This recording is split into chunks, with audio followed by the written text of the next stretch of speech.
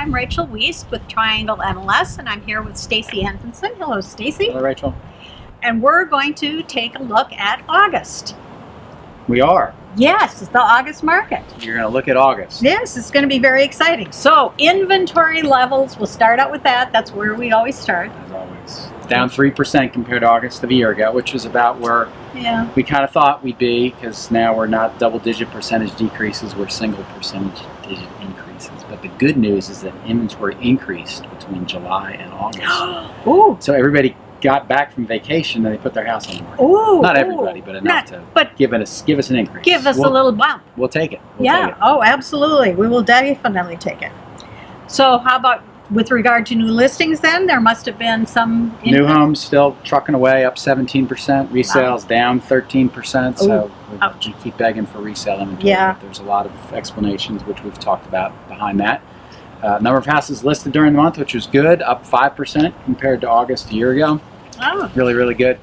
But they were down 2%, the number of houses listed compared to July. So I'd like to start getting some consistent inventory trends upwards instead of it's like we take a step forward and then a step back. So. Yeah, I agree. For every step forward, we seem to slide back a little. Right.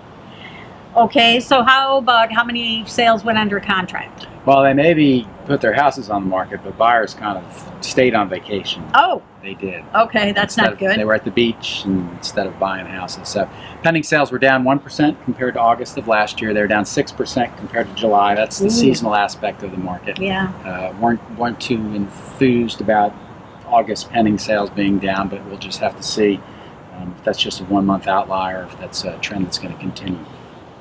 Okay. So how about for closed sales then?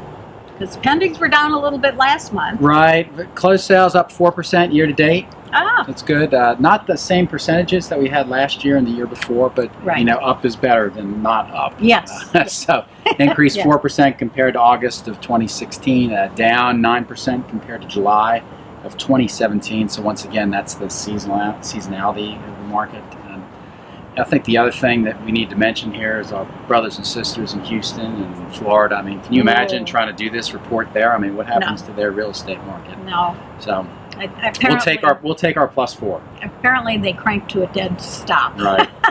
While everybody reassesses. Yeah. So, all right, what's happening with days on market? Well, we're trucking towards 30. Oh, which we're full speed ahead, down to 33. August of 2016 was 34. So.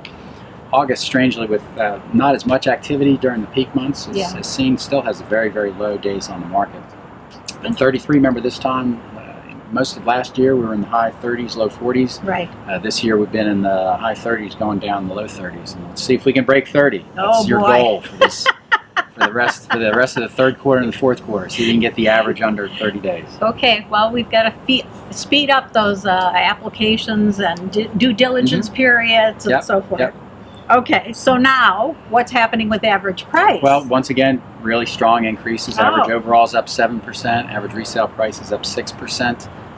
August was the 5th consecutive month where the overall average has been above 300,000, but it was down compared to the peak average in June. So it's a good thing, but it's not a linear going up like that. So we're down a little bit from the high that it was in June.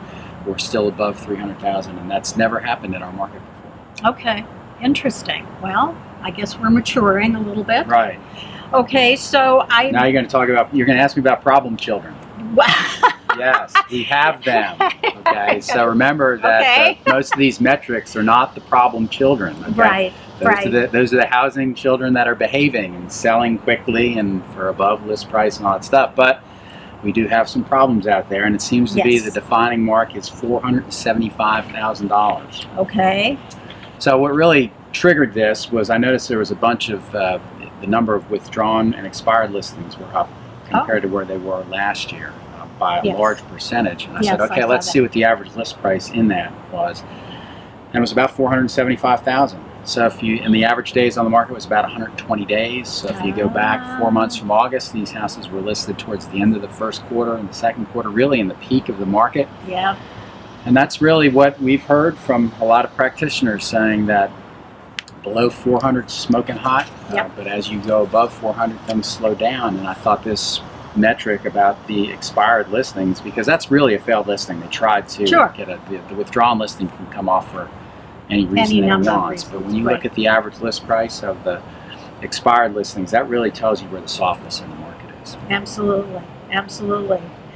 All right, so do you have any other fun facts about? Well, we do. It is so price brackets? interesting percentages. So 36% of the houses that are priced at $475 and above have been on market for 121 plus days. Ooh, okay. So now let's go back to that 33-day Okay. average for closing. So Yeah. they haven't even sold yet, and they're Right. 4x worse than that. So Yeah. that's a troubling metric. Yes. But if you look at the good side, houses priced below $475,000, only 20% of those have been on the market for 121 days. So there are some struggles with that, but that's usually due to decor or a bad lot or something like that. Sure.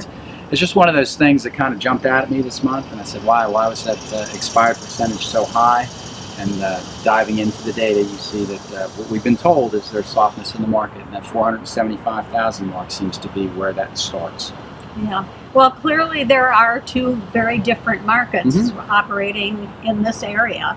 And it is interesting to take a look at the difference in statistics between the two different, because days on market are going to be very different for the higher priced properties. Yep. Well, thank you very much, Stacy, and we'll talk to you again next month. Please join us next month, and please go to the TriangleMLS.com website for all of the analytical reports. Thank you.